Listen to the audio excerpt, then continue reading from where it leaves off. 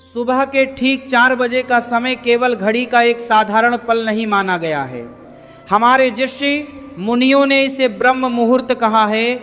ऐसा समय जब वातावरण शांत होता है, मन स्थिर होता है और ईश्वर का स्मरण सबसे अधिक प्रभावी माना जाता है। लेकिन बहुत कम लोग जानते हैं कि इस समय यदि जागते ही कुछ विशेष आध्यात्मिक नियमों का पालन किया जाए तो दिन की शुरुआत ऐसी सकारात्मक ऊर्जा के साथ होती है जो पूरे दिन के विचारों, निर्णयों और कार्यों को प्रभावित कर सकती है। यही कारण है कि हमारे संत और शास्त्र प्रातःकाल की साधना को जीवन बदलने वाला समय मानते आए हैं। आज के इस वीडियो में हम आपको उस प्राचीन परंपरा के बारे में बताएंगे जिसे सदियों से भक्त, संत और साधक श्रद्धा के साथ अपनाते रहे हैं। कहा जाता है कि जब व्यक्ति सुबह सबसे पहले अपने मन को ईश्वर की ओर लगाता है तो उसके भीतर आत्मविश्वास, धैर्य और सकारात्मकता का संचार होने लगता है। वहीं जो लोग दिन की शुरुआत बिना किसी शुभ संकल्प के करते हैं वे अक्सर तनाव, चिंता और नकारात्मक विचारों से घिरे रहते हैं। इसीलिए इस वीडियो को बिल्कुल अंत तक देखिए, क्योंकि आगे जो बात बताई जाएगी उसे जानने के बाद आप भी अपनी सुबह की शुरुआत पहले जैसी नहीं रहने देंगे। बहुत से लोग पूछते हैं कि आखिर ब्रह्म मुहूर्त में ऐसा क्या विशेष होता है। इसका उत्तर हमारे शास्त्रों में मिलता है। यह वह समय माना गया है जब मन सबसे अधिक शांत और ग्रहणशील होता है। इस समय किए गए शुभ विचार, प्रार्थना और ईश्वर स्मरण मन पर गहरा प्रभाव छोड़ते हैं। यही कारण है कि अनेक महापुरुष अपनी दिनचर्या की शुरुआत इसी समय से करते थे। यदि आप भी अपने जीवन में मानसिक शांति, सकारात्मक ऊर्जा और ईश्वर के प्रति गहरी भक्ति का अनुभव करना चाहते हैं तो इस वीडियो में बताई गई बातों को ध्यान से सुनिए और नियमित रूप से अपनाने का प्रयास कीजिए। अगर आप सनातन धर्म, भक्ति, आध्यात्मिक ज्ञान और प्रेरणादायक वीडियो नियमित देखना चाहते हैं तो अभी ज्ञान गुरु 2007-122 चैनल को सब्सक्राइब करें, वीडियो को लाइक करें और कमेंट में जय श्री हरि अवश्य लिखें। अब बिना किसी देरी के शुरू करते हैं आज का यह दिव्य और ज्ञानवर्धक विषय। राधे राधे प्यारे भक्तों, जय श्री हरि। प्यारे भक्तों, यदि आप चाहते हैं कि आपके दिन की शुरुआत भगवान के स्मरण, सकारात्मक विचारों और शुभ कर्मों के संकल्प के साथ हो तो आज जो पवित्र श्लोक मैं आपको बताने जा रहा हूं उसे केवल सुनकर आगे मत बढ़ जाइए। इस श्लोक को अपने जीवन में उतार लीजिए। हमारे सनातन धर्म में यह माना गया है कि सुबह उठते ही सबसे पहले जिस विचार का स्मरण किया जाता है उसी का प्रभाव पूरे दिन हमारे मन और कर्मों पर पड़ता है। यही कारण है कि हमारे ऋषि मुनियों ने प्रातःकाल के लिए कुछ ऐसे दिव्य श्लोक बताए हैं जो मनुष्य को धन, ज्ञान, सद्बुद्धि और भगवान की कृपा का स्मरण कराते हैं। यदि आप भी प्रतिदिन सुबह उठते ही बिना मोबाइल देखे, बिना किसी अन्य काम में लगे केवल कुछ क्षण भगवान को समर्पित कर दें तो ये अभ्यास धीरे धीरे आपके जीवन में सकारात्मक परिवर्तन ला सकता है। वह पवित्र श्लोक है, कराग्रे वस्ते लक्ष्मीः करमध्य सरस्वती करमूले तु गोविंदः प्रभाते कर दर्शनम। प्यारे भक्तों, इस छोटे से श्लोक में बहुत गहरा आध्यात्मिक संदेश छिपा हुआ है। इसका अर्थ यह है कि हमारी हथेलियों के अग्रभाग में माता लक्ष्मी का, मध्य भाग में माता सरस्वती का और हाथों के मूल भाग में भगवान गोविंद का प्रतीकात्मक निवास माना गया है। इसका यह अर्थ नहीं है कि देवता वास्तव में हमारे हाथों में बैठे हैं, बल्कि यह श्लोक हमें एक सुंदर आध्यात्मिक संदेश देता है। माता लक्ष्मी हमें याद दिलाती हैं कि धन का सदुपयोग करना चाहिए। माता सरस्वती हमें ज्ञान, विवेक और सही निर्णय लेने की प्रेरणा देती हैं। भगवान गोविंद हमें धर्म, सेवा, करुणा और सत्य के मार्ग पर चलने की प्रेरणा देते हैं।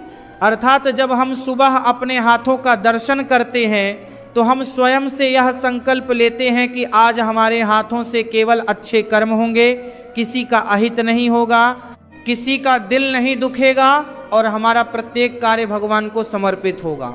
प्यारे भक्तों, इस श्लोक का जप करने का सबसे उत्तम समय सुबह नींद खुलने के तुरंत बाद माना गया है। जैसे ही आपकी आंख खुले तुरंत मोबाइल देखने की आदत छोड़ दें।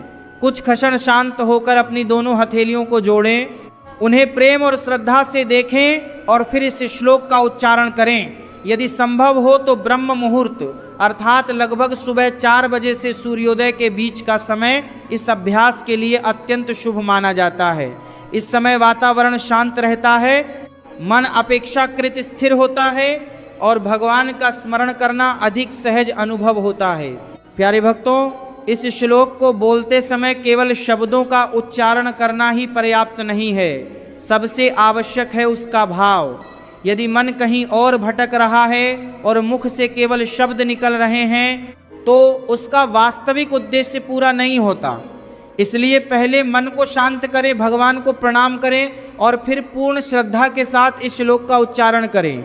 इसके बाद मन ही मन यह संकल्प लें कि आज मैं झूठ नहीं बोलूँगा, किसी की निंदा नहीं करूँगा, किसी का अपमान नहीं करूँगा, क्रोध पर नियंत्रण रखूँगा और अपने प्रत्येक कर्म को ईश्वर की सेवा मानकर करूँगा। यही इस श्लोक का वास्तविक संदेश है। प्यारे भक्तों, बहुत से लोग सोचते हैं कि केवल श्लोक बोल देने से जीवन बदल जाएगा, लेकिन हमारे शास्त्र हमें बताते हैं कि श्लोक तभी फलदायी होता है जब उसके साथ हमारा आचरण भी बदलने लगे। यदि हम प्रतिदिन इस श्लोक का स्मरण करें और उसके अनुसार अपने जीवन में सत्य, सेवा, विनम्रता, परिश्रम और भक्ति को स्थान दें तो धीरे धीरे हमारे विचारों में सकारात्मक परिवर्तन आने लगते हैं। यह परिवर्तन ही आध्यात्मिक साधना की सबसे बड़ी शुरुआत माना जाता है। प्यारे भक्तों, अब हम भगवान श्री विष्णु के उस दिव्य मंत्र के बारे में विस्तार से जानेंगे जिसे इस श्लोक के बाद जपना अत्यंत शुभ माना जाता है।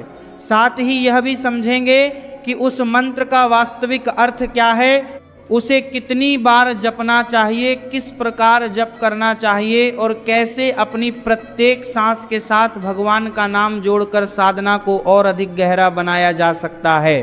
प्यारे भक्तों, अब हम उस दिव्य मंत्र की बात करते हैं जिसे भगवान श्री विष्णु का अत्यंत पवित्र और प्रभावशाली मंत्र माना जाता है।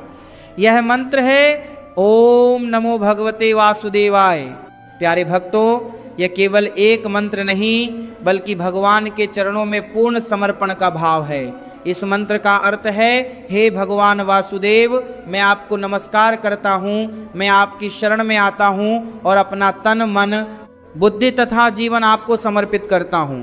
जब कोई भक्त इस मंत्र का जप करता है तो वह केवल शब्दों का उच्चारण नहीं करता बल्कि अपने भीतर भगवान के प्रति प्रेम, विश्वास और समर्पण की भावना जागृत करता है। सनातन परंपरा में इस मंत्र को मोक्षदायक, मन को शांत करने वाला और भक्ति का मार्ग प्रशस्त करने वाला मंत्र माना गया है। प्यारे भक्तों, इस मंत्र का जप करने का सबसे उत्तम समय ब्रह्म मुहूर्त माना गया है। यदि आप सुबह लगभग 4 बजे या सूर्योदय से पहले उठकर स्नान करके या कम से कम हाथ मुंह धोकर स्वच्छ वस्त्र पहनकर शांत स्थान पर बैठते हैं और भगवान का स्मरण करते हुए इस मंत्र का जप करते हैं तो मन को एकाग्र करना अधिक सहज हो सकता है। यदि किसी कारणवश सुबह जप संभव न हो तो दिन के किसी भी शांत समय में श्रद्धा के साथ इसका जप किया जा सकता है। भगवान समय नहीं बल्कि भक्त का भाव देखते हैं। लेकिन भक्तों, अब बात करते हैं कि इस मंत्र का जप कैसे करना चाहिए।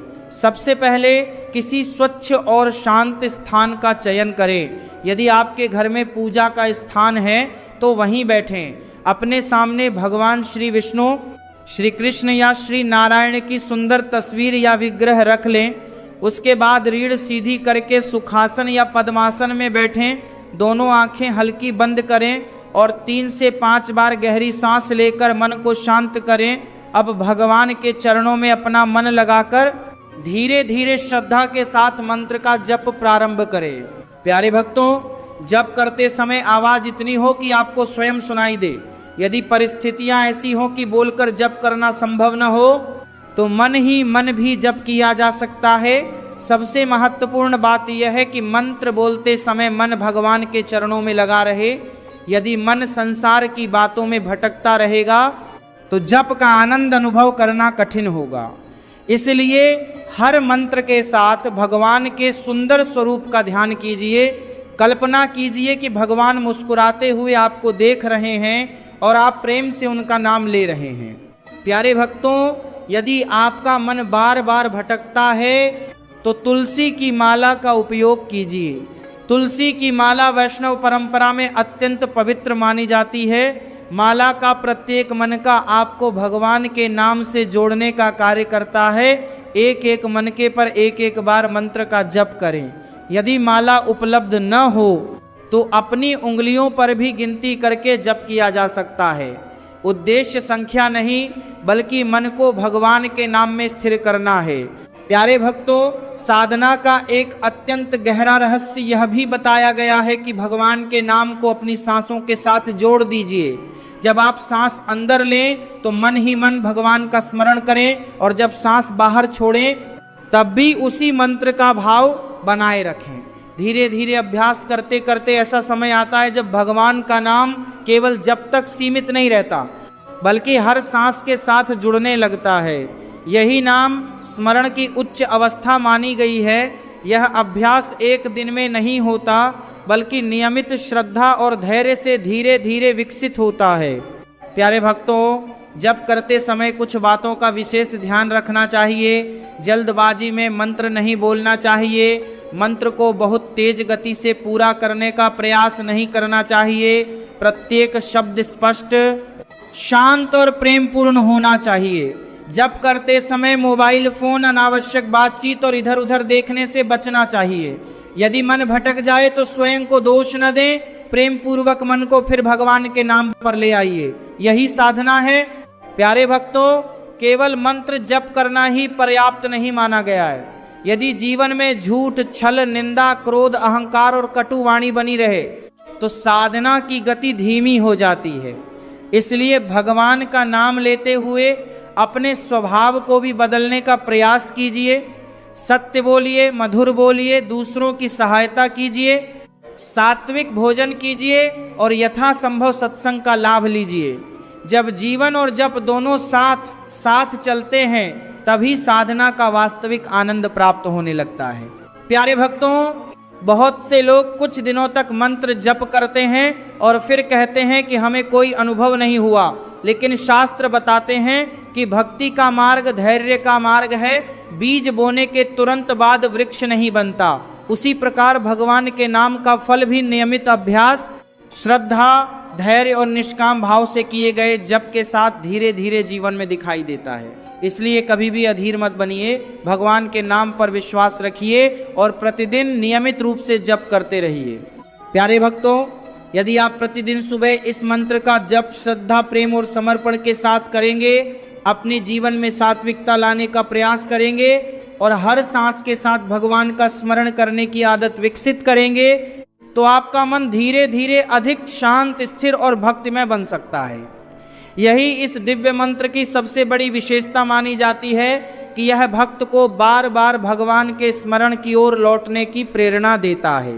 प्यारे भक्तों, अब एक बहुत महत्वपूर्ण प्रश्न आता है कि इस दिव्य मंत्र का जप कितनी बार करना चाहिए। बहुत से भक्त सोचते हैं कि यदि हम केवल एक निश्चित संख्या पूरी कर लेंगे तभी भगवान प्रसन्न होंगे, लेकिन हमारे संत महात्माओं ने हमेशा बताया है कि भगवान संख्या से अधिक भक्त का भाव देखते हैं। फिर भी साधना में नियमितता बनाए रखने के लिए कुछ परंपरागत संख्याएं बताई गई हैं। यदि आप साधना की शुरुआत कर रहे हैं तो प्रतिदिन 11 बार श्रद्धा के साथ मंत्र का जप करें। जब मन थोड़ा स्थिर होने लगे तब 21 बार जप करना प्रारंभ करें। इसके बाद धीरे धीरे 51 बार या 108 बार जप करने का संकल्प लिया जा सकता है। 108 संख्या सनातन परंपरा में अत्यंत पवित्र मानी जाती है, इसलिए अधिकांश साधक एक माला अर्थात 108 मंत्रों का जप करते हैं। लेकिन प्यारे भक्तों, यदि किसी दिन समय कम हो और आप केवल 11 बार भी पूरे प्रेम और एकाग्रता से भगवान का नाम लें तो वह भी श्रद्धा का ही एक सुंदर रूप है। साधना में सबसे बड़ी बात नियमितता है। एक दिन 108 बार जप करके कई दिनों तक छोड़ देने से अच्छा है कि प्रतिदिन श्रद्धा के साथ थोड़ा थोड़ा जप किया जाए। धीरे धीरे भगवान का नाम आपकी दिनचर्या का हिस्सा बन जाएगा और फिर जब कोई बोझ नहीं बल्कि आनंद का अनुभव कराने लगेगा। प्यारे भक्तों, अब प्रश्न आता है कि मंत्र जप माला से करना चाहिए या बिना माला के।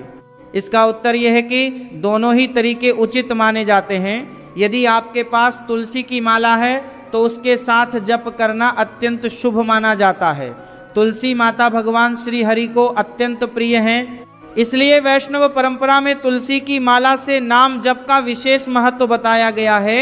माला का प्रत्येक मन का हमें यह याद दिलाता है कि हमारा मन भगवान के नाम पर ही लगा रहे। जब उंगलियां एक एक मन का आगे बढ़ाती हैं तो मन के भटकने की संभावना भी कम हो जाती है। लेकिन यदि किसी कारण से आपके पास माला नहीं है तो चिंता करने की कोई आवश्यकता नहीं है। आप अपनी उंगलियों पर गिनती करके भी मंत्र जप सकते हैं या फिर बिना किसी गिनती के भी भगवान का नाम प्रेम पूर्वक ले सकते हैं। भगवान के लिए माला नहीं, आपका भाव महत्वपूर्ण है।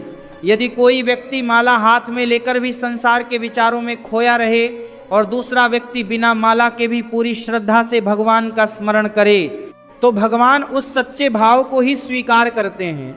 इसलिए कभी यह मत सोचिए कि माला नहीं है तो जप नहीं होगा। जहाँ श्रद्धा है वहीं भगवान का निवास है। यदि माला उपलब्ध हो तो उसका उपयोग कीजिए, लेकिन यदि ना हो तो मन को ही अपनी सबसे बड़ी माला बना लीजिए। प्यारे भक्तों, अब हम साधना के उस रहस्य की बात करते हैं जिसे बहुत कम लोग जानते हैं।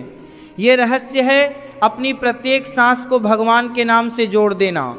हमारे संत कहते हैं कि जब तक भगवान का नाम केवल जिह्वा पर रहता है तब तक साधना प्रारंभिक अवस्था में होती है, लेकिन जब भगवान का नाम हमारी सांसों में बसने लगता है तब भक्ति और भी गहरी होने लगती है। इसका अभ्यास बहुत सरल है। जब आप धीरे धीरे सांस भीतर लें तब मन ही मन भगवान का स्मरण करें। जब सांस बाहर छोड़ें तब भी उसी प्रेम और श्रद्धा के साथ भगवान के नाम का ध्यान बनाए रखें। शुरुआत में यह अभ्यास कुछ मिनटों के लिए कीजिए, धीरे धीरे आपका मन इस अभ्यास का अभ्यस्त होने लगेगा। फिर ऐसा समय भी आ सकता है जब आप अपने दैनिक कार्य करते हुए भी भीतर भगवान का स्मरण करते रहेंगे। यही नाम स्मरण की सुंदर अवस्था मानी गई है।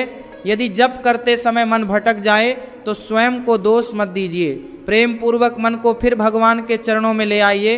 यदि आवश्यकता महसूस हो तो भगवान की सुंदर छवि अपने सामने रखिए और उनकी मुस्कान, उनके चरणों या उनके दिव्य स्वरूप का ध्यान करते हुए मंत्र का जप कीजिए। इससे मन धीरे धीरे स्थिर होने लगता है। याद रखिए प्यारे भक्तों, भगवान का नाम केवल पूजा के कुछ मिनटों तक सीमित नहीं रहना चाहिए। प्रयास यह होना चाहिए कि हमारा प्रत्येक श्वास, प्रत्येक विचार और प्रत्येक कर्म भगवान के स्मरण से जुड़ता चला जाए।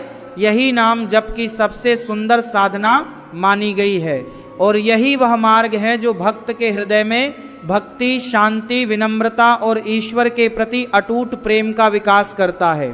प्यारे भक्तों, अब बात करते हैं सच्चे साधक की पहचान की। बहुत से लोग यह समझते हैं कि जो व्यक्ति घंटों तक माला फेरता है, बड़े बड़े धार्मिक कार्यक्रमों में जाता है या अपने आप को बहुत बड़ा भक्त कहता है, वही सच्चा साधक होता है। लेकिन हमारे संतों ने बताया है कि सच्चे साधक की पहचान उसके वस्त्रों से नहीं बल्कि उसके व्यवहार, उसके स्वभाव और उसके कर्मों से होती है। यदि किसी व्यक्ति के भीतर विनम्रता बढ़ रही है, क्रोध कम हो रहा है, दूसरों के प्रति प्रेम बढ़ रहा है, मन में दया जाग रही है और भगवान के प्रति समर्पण गहरा होता जा रहा है, तो समझ लेना चाहिए कि उसकी साधना सही दिशा में आगे बढ़ रही है। एक सच्चा साधक कभी स्वयं को महान सिद्ध करने का प्रयास नहीं करता। वह हमेशा स्वयं को भगवान का छोटा सा सेवक मानता है। वह दूसरों की गलतियां खोजने के बजाय अपनी कमियों को सुधारने में लगा रहता है। वह दूसरों की सफलता देखकर ईर्ष्या नहीं करता बल्कि प्रसन्न होता है। उसका मन धीरे धीरे संसार की दिखावे वाली बातों से हटकर भगवान के नाम में आनंद अनुभव करने लगता है। ऐसा व्यक्ति कम बोलता है, मधुर बोलता है और तभी बोलता है जब उसके शब्द किसी का भला कर सकें। उसके जीवन में दिखावा नहीं होता बल्कि सरलता, सादगी और सेवा का भाव होता है। यही एक सच्चे साधक की सबसे बड़ी पहचान मानी गई है। वह किसी से बैर नहीं रखता, किसी का बुरा नहीं चाहता और हर परिस्थिति में भगवान की इच्छा को स्वीकार करने का प्रयास करता है। जब ऐसी भावना मन में आने लगे तो समझिए कि साधना धीरे धीरे फल देने लगी है। प्यारे भक्तों, अब बात करते हैं उन बुराइयों की जिन्हें एक साधक को धीरे धीरे अपने जीवन से दूर करना चाहिए। यदि कोई व्यक्ति भगवान का नाम तो लेता है, लेकिन उसके व्यवहार में झूठ, छल, कपट, निंदा, अहंकार, क्रोध, लालच और ईर्ष्या बनी रहती है, तो उसे अपने जीवन का आत्मचिंतन अवश्य करना चाहिए। नाम जप का उद्देश्य केवल माला पूरी करना नहीं है, बल्कि अपने भीतर छिपी बुराइयों को पहचानकर उन्हें छोड़ने का प्रयास करना भी है। सबसे पहले झूठ बोलने की आदत छोड़नी चाहिए, क्योंकि असत्य मन की शांति को नष्ट कर देता है। छल कपट से प्राप्त की गई वस्तुएं कभी स्थायी सुख नहीं देती। दूसरों की निंदा करने से पहले यह याद रखना चाहिए कि हम भी अनेक कमियों वाले मनुष्य हैं, इसलिए दूसरों की आलोचना करने के बजाय स्वयं को सुधारने का प्रयास अधिक श्रेष्ठ माना गया है। अहंकार भी साधना का सबसे बड़ा शत्रु माना गया है। जिस दिन मनुष्य को अपने ज्ञान, धन, पद या भक्ति का अभिमान हो जाता है, उसी दिन उसकी आध्यात्मिक उन्नति रुकने लगती है। इसलिए भगवान के सामने हमेशा विनम्र बने रहना चाहिए। क्रोध आने पर तुरंत प्रतिक्रिया देने के बजाय कुछ क्षण शांत रहने का अभ्यास करना चाहिए।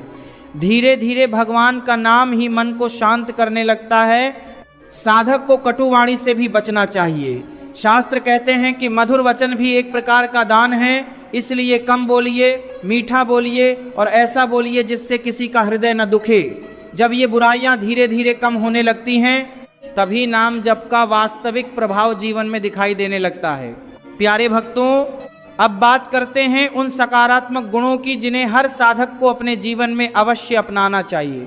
सबसे पहला गुण है विनम्रता। भगवान को वही भक्त सबसे अधिक प्रिय माना गया है जिसके हृदय में नम्रता हो। दूसरा गुण है सेवा। जहां भी अवसर मिले बिना किसी स्वार्थ के दूसरों की सहायता कीजिए। तीसरा गुण है दया। केवल मनुष्यों पर ही नहीं बल्कि सभी जीवों के प्रति करुणा का भाव रखिए। चौथा गुण है धैर्य। साधना में कभी जल्दबाजी नहीं करनी चाहिए।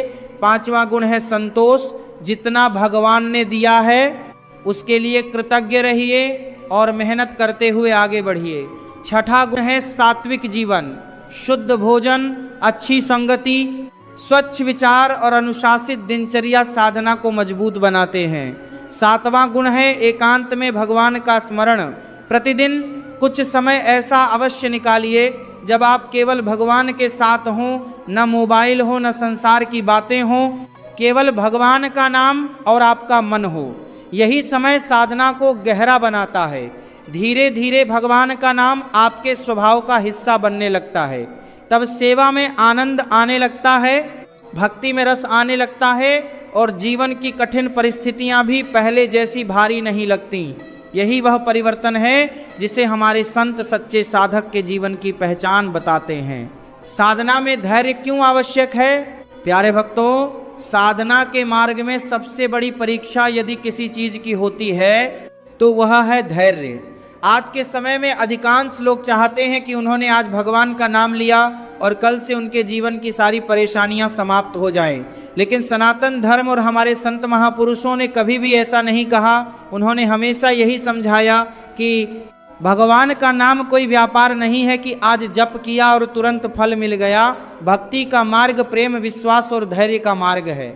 जिस प्रकार किसान खेत में बीज बोने के बाद प्रतिदिन उसे पानी देता है, उसकी देखभाल करता है और महीनों तक धैर्य रखता है, तब जाकर फसल तैयार होती है। यदि वह अगले ही दिन खेत खोदकर देखने लगे कि बीज अंकुरित हुआ या नहीं, तो कभी फसल नहीं उगेगी। ठीक उसी प्रकार साधना भी एक बीज है जिसे श्रद्धा, विश्वास और नियमित अभ्यास के जल से सींचना पड़ता है।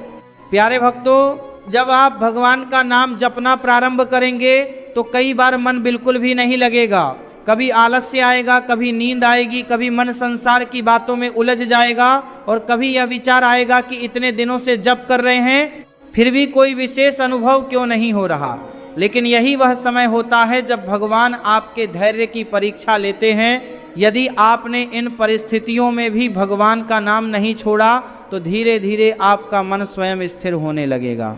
प्यारे भक्तों, आज हमने जाना कि सुबह उठकर पवित्र श्लोक का स्मरण क्यों करना चाहिए, भगवान के दिव्य मंत्र का जप किस प्रकार करना चाहिए, सांसों के साथ भगवान का नाम कैसे जोड़ना चाहिए, मन को कैसे एकाग्र रखना चाहिए, एक सच्चे साधक के जीवन में कौन कौन से गुण होने चाहिए और साधना में धैर्य का कितना बड़ा महत्व है। यदि आप इन बातों को केवल सुनकर छोड़ देंगे तो शायद आपके जीवन में कोई परिवर्तन नहीं आएगा, लेकिन यदि आज से ही इन शिक्षाओं को अपने दैनिक जीवन का हिस्सा बना लेंगे तो धीरे धीरे आपका मन अधिक शांत, स्थिर और भगवान के प्रति समर्पित होता चला जाएगा। याद रखिए प्यारे भक्तों, भगवान को बड़े बड़े दिखावे, धन या बाहरी आडंबर की आवश्यकता नहीं है। भगवान को केवल एक सच्चा, निर्मल और प्रेम से भरा हुआ हृदय चाहिए। जब भक्त निष्काम भाव से भगवान का नाम लेता है, सत्य और धर्म के मार्ग पर चलने का प्रयास करता है और सभी जीवों के प्रति प्रेम और करुणा रखता है, तब उसका प्रत्येक दिन एक नई आध्यात्मिक यात्रा बन जाता है। इसलिए आज ही एक संकल्प लीजिए कि चाहे परिस्थितियां कैसी भी हों, आप प्रतिदिन कुछ समय भगवान के नाम के लिए अवश्य निकालेंगे, चाहे 5 मिनट हो या 10 मिनट, लेकिन वह समय पूरी श्रद्धा, एकाग्रता और प्रेम के साथ भगवान को समर्पित होगा। यही छोटी छोटी आदतें धीरे धीरे जीवन में बड़े परिवर्तन का आधार बनती हैं। यदि आपको यह दिव्य ज्ञान पसंद आया हो तो ज्ञान गुरु 2722 चैनल को सब्सक्राइब अवश्य करें, वीडियो को लाइक करें और कमेंट में राधे राधे या जय श्री हरि अवश्य लिखें, ताकि हम जान सकें कि आप भी भगवान के नाम जप की इस पवित्र साधना से जुड़ चुके हैं। राधे राधे, जय श्री हरि।